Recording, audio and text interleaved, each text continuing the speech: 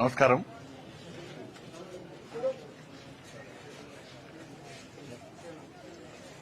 Phone tapping పై రాష్ట్ర ప్రభుత్వం నియమించినటువంటి special investigation team SIT గత నెలల క్రితమే విచారణకు హాజరు కావాలని చెప్పి నాకు నోటీసు ఇవ్వడం జరిగింది. వాస్తవానికి గత వారమే హాజరు కావాల్సి ఉండే, కానీ పార్లమెంట్లో ఆపరేషన్ సింధూర్పై చర్చ ఉన్న సందర్భంగా పార్టీ యొక్క ఆదేశాల మేరకు ఆ రోజు పార్లమెంట్లో తప్పకుండా పాల్గొనాల్సి ఉండే కాబట్టి సిట్ అధికారులకు సమాచారం ఇచ్చి రాలేకపోతాను సమాచారం ఇచ్చిన తర్వాత వల్ల తిరిగి ఈ రోజు రావాలని చెప్పి సిట్ అధికారులు నోటీస్ ఇచ్చిన తర్వాత ఇలా సిట్ విచారణకు వెళ్తున్నా.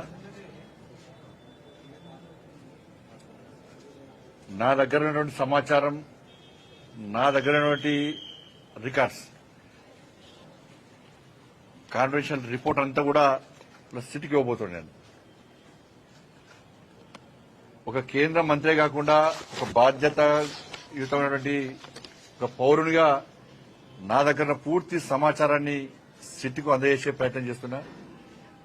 ఎందుకంటే తెలంగాణ రాష్ట్రంలో అందరికంటే ఎక్కువ అత్యధికంగా నా ఫోన్ కాల్సే ట్యాప్ చేయబడ్డాయి.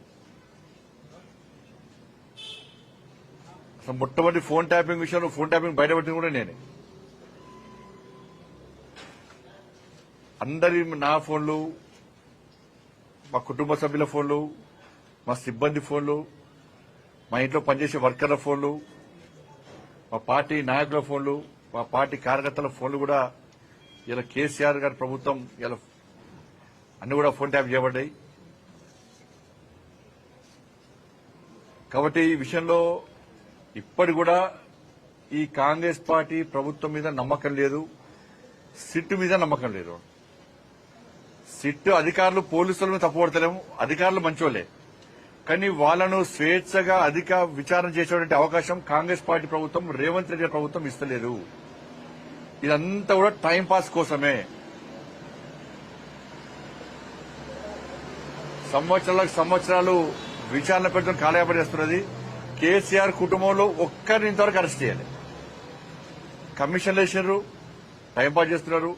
కమిషన్ రిపోర్ట్లు వచ్చినా చర్యలు తీసుకునే పరిస్థితి లేదు.